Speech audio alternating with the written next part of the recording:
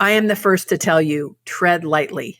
Okay. So, because humans are humans, and when you have built a reputation as a professional, consultant, internal person, whatever it is, that whenever you share a referral with someone else, you are putting your own reputation on the line.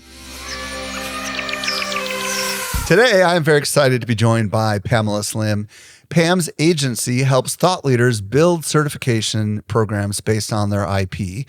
She's the author of multiple books, including The Widest Net, Unlock Untapped Markets to Discover New Customers Right in Front of You. Her show is The Widest Net podcast. Her course is Tiny Marketing Actions. Pam, welcome to the show. How are you doing today? I'm doing great. Thanks for having me. I'm super excited you're here.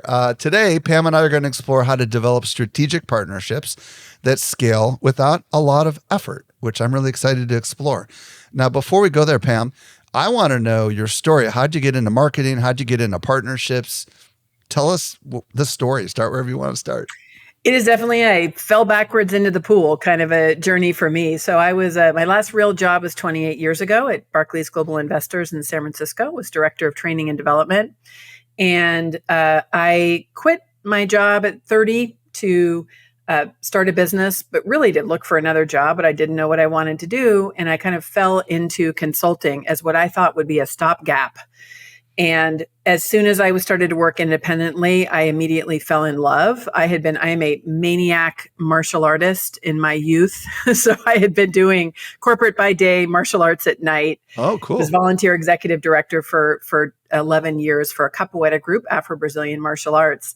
So it's kind of that realization that I thought, I don't know about running my business, but yet I had been running a whole, program for 10 years. So perfect storm. I've spent 10 years as a management consultant in Silicon Valley, primarily like building learning and development programs for large companies, Charles Schwab, HP, just so interesting. I love the work. And toward the end, I was moving to Arizona, got married, and was really ready for a switch. And I started to notice that a whole bunch of people, especially those clients who had hired me in order to retain their employees, would pull me aside secretly at the end and be like, how did you do it? How did you escape? So I was like, there's something here. And in 2005, I started Escape from Cubicle Nation, which was a blog. Oh. And the intention was to help people specifically in corporate to know what they needed to do to start a business. And I think the foundation, what I say I fell backwards into the pool of marketing, is that I really did not have formal training. My training was in international development. I knew corporate well. But as you know, the world of entrepreneurship is very different.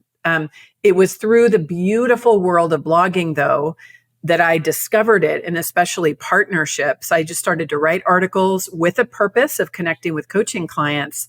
And one night, I have told this story so many times, but I reached out to Guy Kawasaki, many of you know, the chief evangelist of Canva, author of Art of the Start. And at that point, if folks remember, it was 2006, May of 2006. And he was just a star blogger, I think on TypePad. Oh, yeah. He was a prolific blogger. Yeah, he had a big following. Right. Yeah.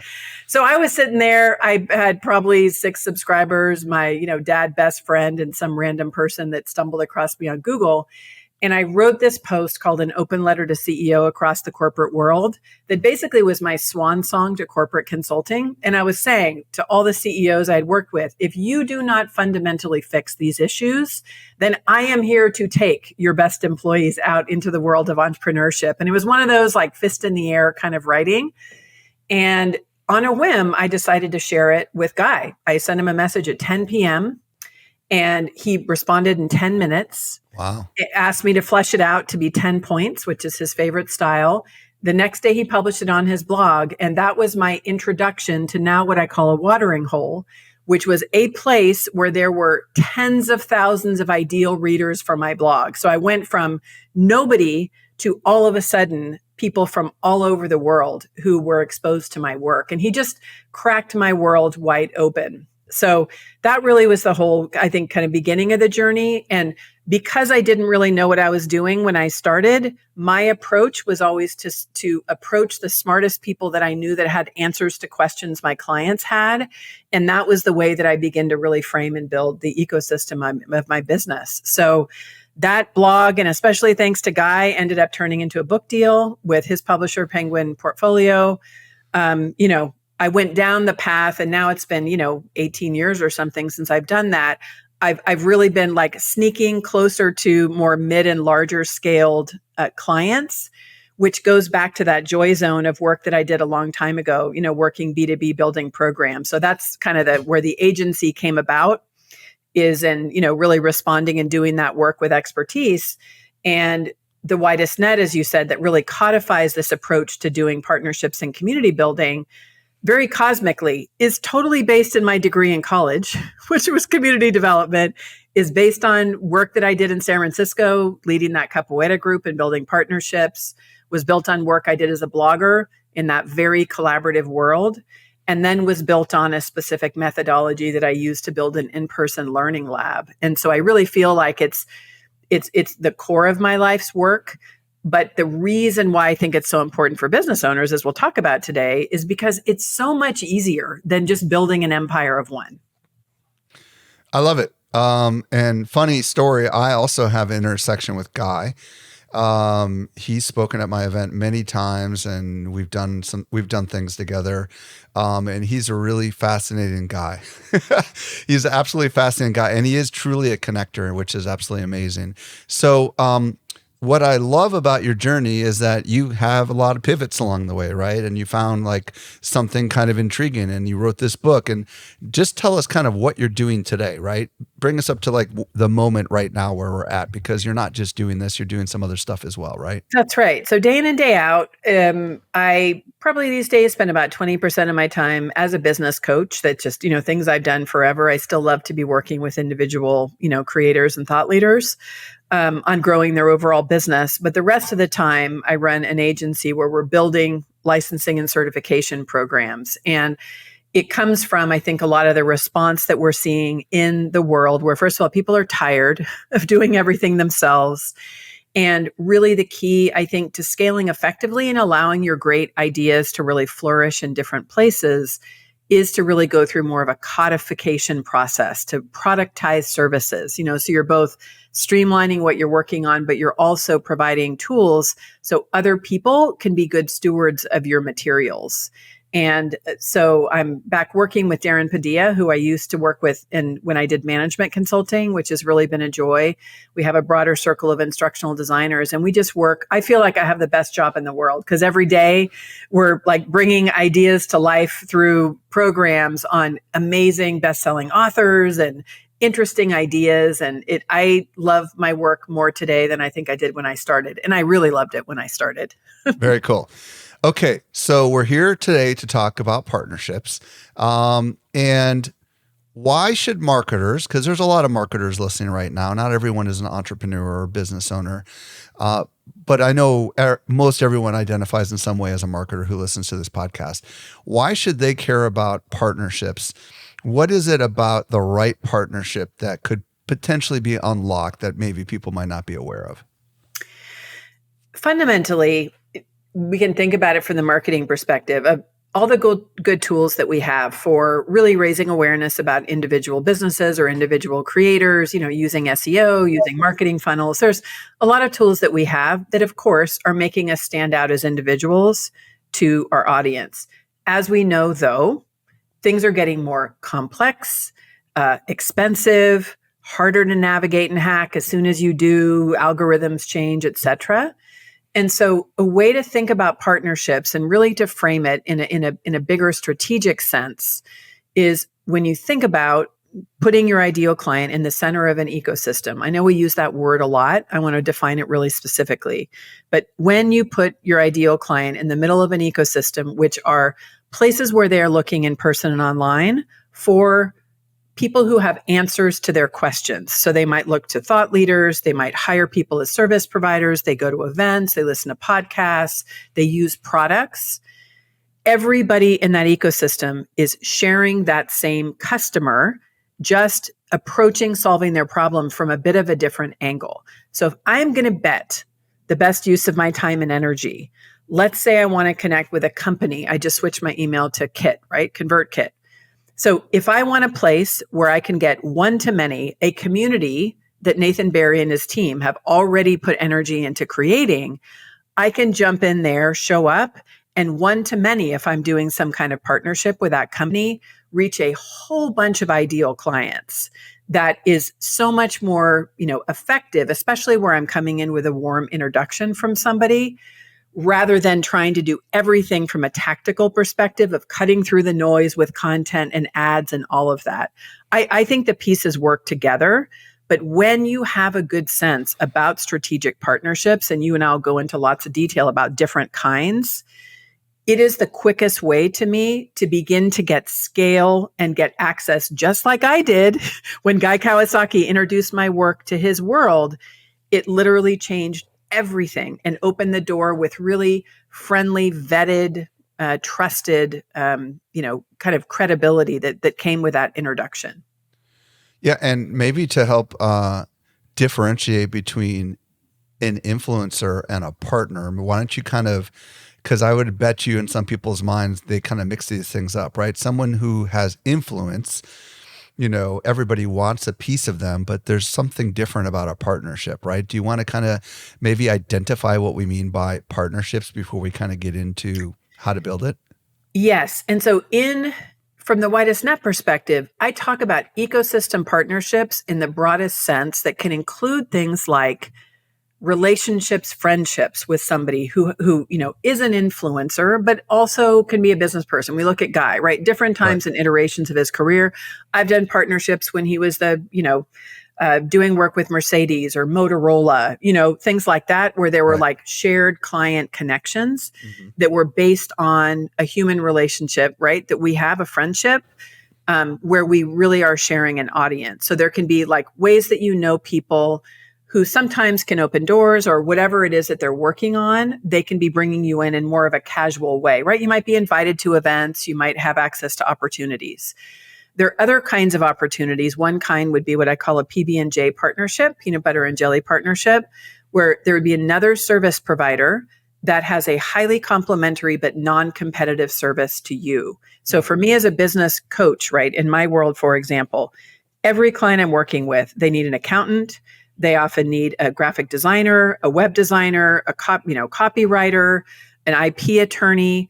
And so I have these PB&J partnerships that for some of them, we have gotten very specific to be doing the sole referral once we trust each other's work.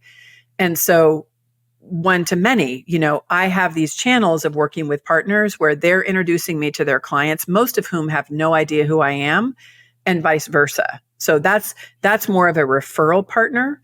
And then there have been lots of cases in the past of brand partnerships where I might do it. I've done content partnerships back in the day with, they were Citrix. I forget what their LogMeIn or something, whatever their name is now. Yeah. But, I did specific like year-long content partnerships where I would be creating content, delivering webinars on topics related to their products. So, go-to training or go-to meeting. Right. So those are some examples of different types of partnerships that you can have.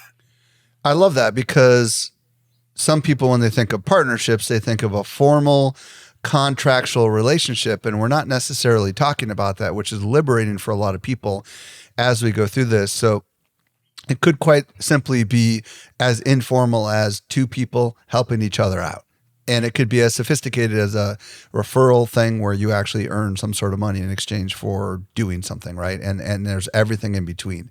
So what I'd love to do now is talk about kind of the first phase or the first step that we need to be thinking about when we're building out partnerships. Where do we start? Yeah. So there's a foundational piece at first. And as much as I love partnerships, live and breathe community, majored in it, ran a center, I am the first to tell you, tread lightly. Okay. So because humans are humans, and when you have built a reputation as a professional, consultant, internal person, whatever it is, that whenever you share a referral with someone else, you are putting your own reputation on the line. And so you really want to take things slow. And the way that you can evaluate partnerships and know who you're looking for, and also for them to know who you are, is establishing the foundation, being really clear. Why are you in business? Do you care about it? Do you have a point of view? Do you have thought leadership? Are you creating something that's really worth selling? And is it meaningful in the world? What are your values? What are your anchors for morals, ethics? What will you do? What will you not do? This is the area, honestly, where most people get in trouble, either with a formal like business venture partnership or even with collaboration with other people. As you realize down the road, you approach things differently from a values perspective. The other piece that's super important is around audience definition. So we talk about audience sometimes as marketers or, avatars in terms of demographic characteristics. How much money do they make? What industry are they in? Their age, et cetera. What do they drive? When really, in order for this ecosystem model to work, you use the definition my friend Susan Bayer from Audience Audit uses, which is define your audience by problem, challenge, or aspiration. Okay. So if, for example, I work with people in the agency that really are excited to scale their business through IP, that's a broad problem. They're excited to scale, but they specifically want to use their intellectual property. In order to solve that problem, if I define them that way, all of a sudden, I'm going to find all the other people and partners that also want to help them solve that problem. If I define them saying my ideal customer is somebody who works in manufacturing in Dallas, Texas, who's 55 years old, then that will say nothing to my other partners. So this is a really critical step, is to dial into this methodology so that you're really defining your client by problem, challenge, or aspiration. And then you want to think about their overall journey. Everybody takes a transformational journey when they're working with you, usually, right? As a service provider, they want to go from no leads to an totally abundant business with leads coming in When all you the say time. they, real quick, when you say they, are you talking about the partner or are you talking about your customer? Just so I understand who they is. Thank you for clarifying. I mean your customer. Okay. So when we're thinking about the customer journey, it is you and your partner where you're serving the same person. Mm-hmm. That person wants to make a transformational journey, right? They see. want to go from their finances messed up to flourishing financially, no visibility to being on stage at TED, right? Mm-hmm. Mm-hmm. So when you're thinking about that, through their own eyes, what are everything that they need to do in order to accomplish that? You personally, even if you're amazing at what you do, are unlikely to be able to provide every single step of that process. So understanding that journey is where you can decide, where do I want to play? Where are the gaps where I want to start to look for partners? I would love to ideate with you on the fly here, just because I think it might be helpful for everyone who's listening. If I think about what my mission is at my company, my mission is to help small businesses, small business marketers compete with the biggest players in their industry through strategy and intelligent marketing, and sometimes that includes AI, sometimes that includes social marketing. And my audience really loves to learn, and they're looking for a competitive edge. And they are typically working in a business that they do not own as a marketer, typically a small business, 100 employees or less. And the journey that they're on is really a survival journey, because there's change happening, and they're just trying to keep up with this ever-changing world, and they desire to really be the champion inside the company for all the new things that are happening. I know that. I preach it internally all the time. So with that kind of knowledge, how does that help me set a foundation upon which I can build a partnership, just so I can wrap my brain around that? Yeah. Do you tell me a few of the things that having worked and served these folks for so long, like what do they have to do? What obstacles do they have to overcome? What do they have to learn? What do they have to do? Okay, yeah, we don't have to go down that path, but that's really good. So the obstacles that they have to learn is how to deal with algorithms that are constantly changing, right? Mm-hmm. How to embrace AI because it's the next big thing, how to deal with declining return on investment for their time. These are the kind of things that they deal with all the time, right? So then we take something like that and we try to find someone else also who has the same audience and is dealing with the same struggles. Is that kind of where we go with this foundation? It goes to the exact kind of threads that you laid out. So for me, when I'm thinking, we always put ourselves through the eyes of that customer who you want to serve. So the person in this smaller agency, they're trying to make things happen, have a big impact, but they're competing against some huge, competitors. Right. So in each of those areas where they're trying to understand the algorithm, or they're trying to really dial in and figure out pricing, or they're navigating the world of AI, I always think about ecosystem partners as if you were to bring in the Justice League or the Avengers, depending if you're DC or Marvel, who would be the very best people who are the experts in those areas, who both have knowledge, skills, or information, but often also have following. Those are the places where you want to go to build partnerships, because you want to show up, Michael. Let's say you're at, the AI, best AI conference ever that has all the best thought leaders within the slice and the lens of marketers. You want to be the weirdo in the room, right? Who's coming in with your expertise to be in that area, because all of a sudden, everybody else might be in the space of AI, and you're coming in as somebody who has that unique, lens to it. I love it. So we're into phase 2 right now. So so the phase 1 is the foundation, and we talked about the foundation as like, hey, you got to have a clear mission. You got to know what your values are, which we didn't even talk about very much. And you have to know who that customer is and what that journey is that they're on. And part of that involves their problems, challenges, and aspirations. Right. Yep. A lot of marketers should know that, right? But if you don't know that, dial that in. So the second part of the process here, this phase 2, you've mentioned it already, is this ecosystem thing.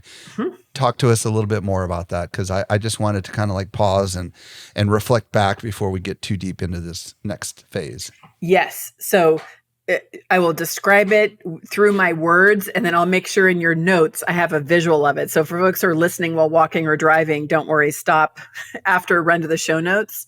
Because just visualize what I was describing before. When you have this ecosystem wheel, so you imagine there's an ideal customer in the center, and there are actually 10 spokes to this ecosystem wheel. And these are all the places, in person and online, where that client is looking for answers to solve their overall problem. So we imagine in your example that you have this person working in an agency who ends up just being the superstar. They get they nail it. They, end up really building a huge book of business. They're winning awards. They're doing the best craft in their work. They're the most dialed into, how it is that their own individual skills and expertise are there. And they're really smart on the business model side. And they're killer at managing their finances, which we know is always a really challenging thing to do in an agency. So from that perspective, they are already looking for places in person and online for access to resources and support. I won't go through every single, wedge of the ecosystem wheel, but it can include associations. Associations are a rich area. So maybe you do find that your ideal clients, if, let's say you're an agency, you're trying to grow your business, but your ideal clients, tend to come from maybe financial services and legal.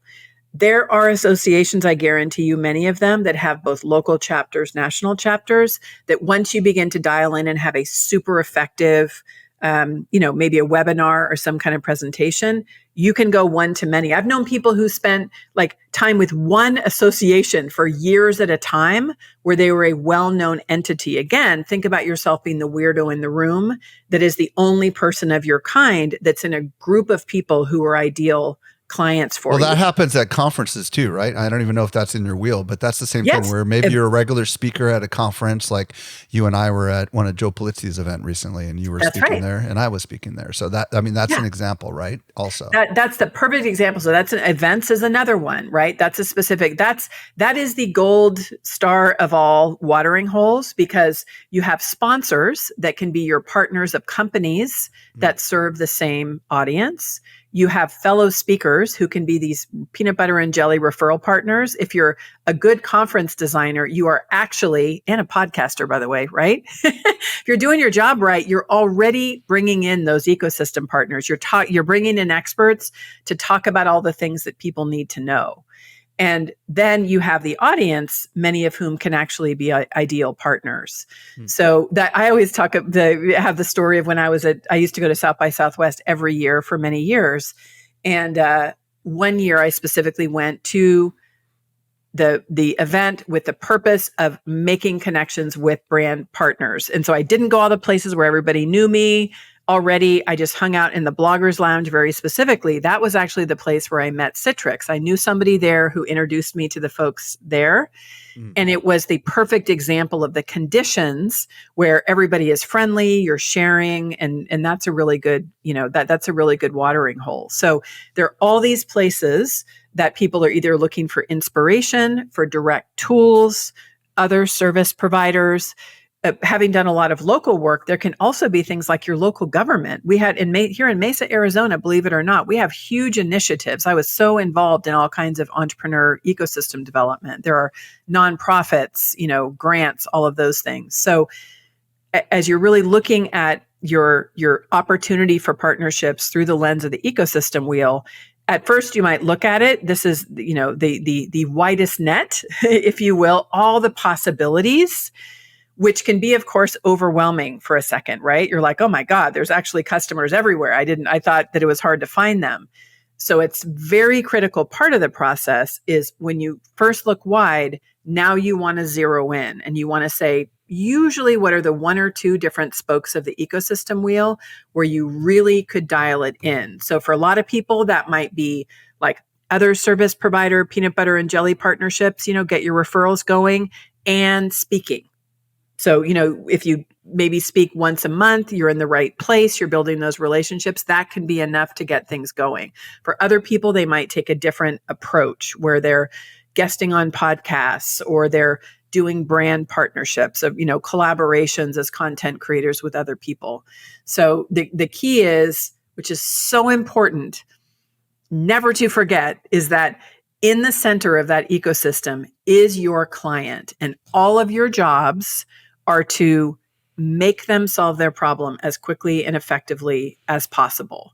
And when you're doing that, it means you create better content, you have a better perspective. Then I find a lot of ways that we create partnerships, which is just like, hey, Michael, you got a bunch of money, you got a bunch of clients, I do, like, let's make a bunch of money together. And I love money. Money is great, nothing wrong with it. But it is an outcome for an enduring business of focusing in the right area, which is on your customers. Okay, I got a couple questions. There's so many things going through my mind. Let's see if I can articulate this. So if we're talking about trying to get the widest net here, right, which is kind of the concept that we're talking about here, we really want to form, it seems, some sort of a relationship with organizations, entities, people that have their audience overlapping with our audience, right? So we talked about conferences, and that's a no-brainer. Like, I've been going to all sorts of different conferences throughout my career, depending on what I was interested in. When I was into Web3, I went to all the Web3 conferences to get to know all the players. And then I got them on my podcast, and then I had an event and I invited them to speak. So that worked for me. But other times, partnerships could even potentially mean maybe, I don't know, this is crazy, but what about a small group or a mastermind or something like that, where you're regularly meeting with people that are complementary to you and you support each other? I mean, is that something you could also consider, or is that something not necessarily within the realms of possibility here? Oh, it's totally within the realms of possibility. So strategically, what you do when you begin to dial in and really, first understand the totality of opportunities in the market is you narrow and you dial it in to a specific mix of activities that you do on a regular cadence. And so there can be some things, like we said, for speaking, where, you're investing either in bumping up your profile. It's always best if you're paid to speak. So you're not paying to be there. You get the exposure, you build the relationships. But even if you're choosing to go places that are really good for business development and speaking, that would be an example of a track. You could look at other cases, and I'll say for a mastermind partnership, there can be many different reasons to do it and a purpose behind it. So as a business owner, you can get good support, business advice and feedback from just really smart peers. And the network effect too is pretty powerful. Exactly. If you're really wanting to dial it in from the business partnership perspective, that would be where you're really looking for a mastermind that very deliberately chooses people that first might share, an audience and a purpose, and do it in highly competitive and non-competitive, right? Non-competitive and highly complementary ways. Yeah. Because that's the way where you can, I just was sharing on LinkedIn when I switched over to Kit from Keep, where I'm the most loyal person in the world. I've known all the founders there. Clayt, I love you. It took me years. I kind of knew I wanted to shift software systems, but I'm so loyal, it was hard to move. But I went to a mastermind in Atlanta. Nathan Barry was there. We had this long conversation. He was talking about the vision, of the company.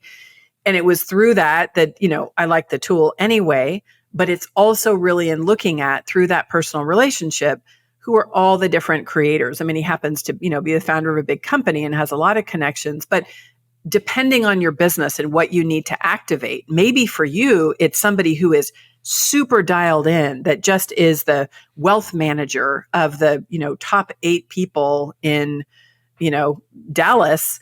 And therefore, when you're connected with them, they're the person who's going to really refer you, to who you need to work with. So a very important part. And, as marketers, we have to have a book idea that's a bit provocative.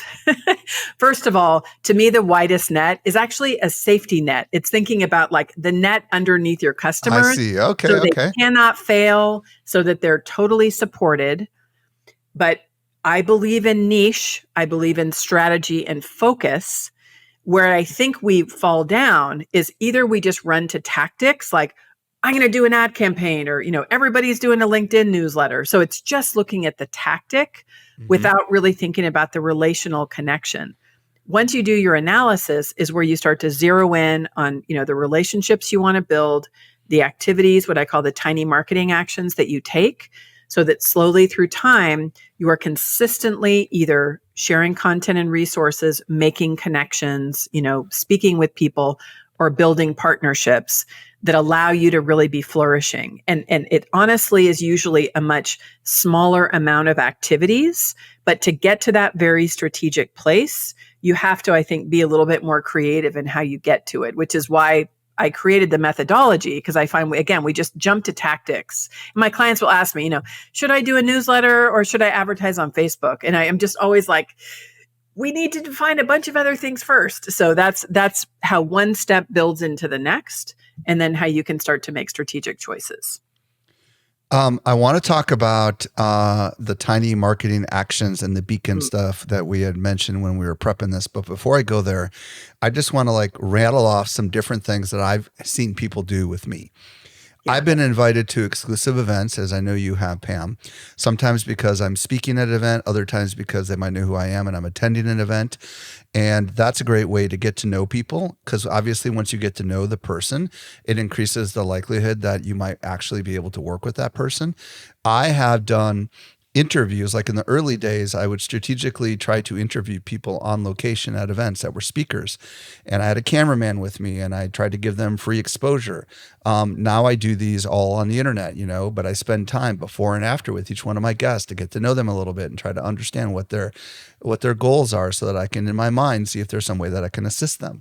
And I feel like there's these kinds of ideas times 1,000, right? There's really, it seems like a lot of this stuff really does come down to non-scalable human action that we need to take if we want to have a partnership. And what I mean by that is it's not going to be done over email. It's not going to be done over LinkedIn DMs, right? The initial start might start there, but there has to be some sort of an actual human to human communication layer here. And I think we probably even want to avoid the word partnership. I don't know. What's your thoughts on that?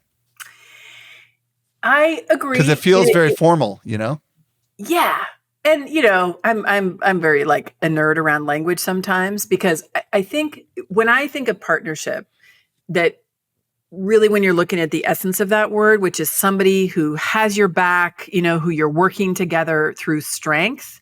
Yeah. To me, it has a good connotation, but I like the precision of it. Like for each of you, as you're listening, and for you, Michael, the way that you think about it, the language that you use is really important, because you want to make sure it's something that's accurate, reflecting. But this is a relational model for sure. And I like to think of when you're doing a strategic orientation, you're, clear about your activities, you're kind of zeroing in on where you want to spend your time. First of all, you could say, oh my God, for me, it's always John Legend. I always want to work with John Legend. I've written about him. I speak about him in every talk, my TEDx talk. I've almost met him literally 5 times. And so To me, he's always the gold standard. Love him, everything about him. Just because I want to meet him and work with him doesn't mean that he is ready to meet me or to like go through all the layers of the world, right, to reach him. It's become kind of a game right now for me, right? That eventually I'll, kind of break through. But you have to do the work of really building that true relationship, having that, human reciprocity, the discernment that you have. Like you and I first met, I mean, like I've known of you forever. And I thought, God, surely we have met before because we've run around these internet streets for so many decades, but we had never really met. We saw each other in the airport, after the event, and we had, you were so generous. You invited us to lunch with other people.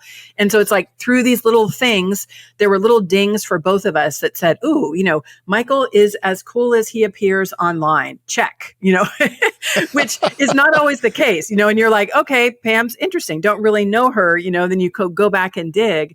And it's little ways on the human side that we're actually building this relationship. So there is a really human side, the art of it, and the part that is like, it's hard. And honestly, it can break your heart, is you're dealing with real people. Sometimes you have, long time partners, people you've worked with who you love, who end up going a different direction. Let's say it's a brand you've worked with forever, and then they end up, switching and working with somebody else, or you've had, a referral partner, somebody you really admired, and something happens that fractures the relationship. So that's the side of it where I'm saying, like, you want to take things slow. You kind of want to do the work.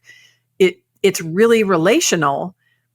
But again, I just always come back to the part that keeps me straight, the part that like slaps me upside the head if I get too emotional about, a heartbreak of like maybe losing good partners or something. Thankfully, it doesn't happen very often. But what I should be focused on is the well-being of my clients. And even if, let's say, you have a longtime client that you have done great work for and they love you and you love them, and for good reasons for them, they decide to go another direction. The mature thing to do is to want their success, whether or not you are in it. And so that's the way that, like, yes, it is relational. It is about humans, but it's not just like a popularity game or, just kind of collecting friends for favors. Right. There's a very different feel to that. And I found, especially the like more famous or a little bit more unreachable people they will feel that in 2 seconds. If you're just, kind of like, hey, Michael, how you doing? When really what you can sense I want to do is get something out of you or get you to do something for, get you to do something for me. Okay, let's quickly address tiny marketing actions and beacons just so that we can talk about what that means. For sure. So after you have your foundation set, right, who you are, why you're in business, how you're going to operate, then we've talked about key thing, ecosystem analysis. So like, what are all the possibility of places you could go? You zero in on your specific path. I'm going to do these specific things to this cadence throughout the year. I love the science of habits. So either James Clear's Atomic Habits, BJ Fogg's Tiny Habits. There is science that says if we make it, from James's book, if we make a 1% change each day in a habit, like doing tiny outreach to people, at the end of 1 year, we will have 37 times the result, not 37%, 37 times the result. So for example, let's say you're wanting to get closer to, association that is really a good fit, but you have no relationship yet. You're going to be breaking down and deconstructing the way to build a relationship there in little ways where you might say, let me first reach out and do just a LinkedIn introduction, saying, love the work you all are doing. Then spend some time, connecting with people, answering comments. Then the line sometimes between stalking and very strategic follow-up is a very fine line. But where there are people you want to meet, you figure out where are they presenting, and how can you very conveniently end up being right by their table, at a time where you can meet them. And it makes a difference where you've had a little banter, you've connected on LinkedIn, all of a sudden, like, oh my God, that's you. Like, oh, it's so nice to meet you. And you slowly work through that process with these tiny marketing actions. And I define them as just these small actions that you take on a daily basis that are almost insultingly small. You should be pissed at yourself. Like, I should be doing more. but you're very deliberate, every day, at least every business day, to be doing these. And the purpose is to actually follow the pace of how we build human relationships.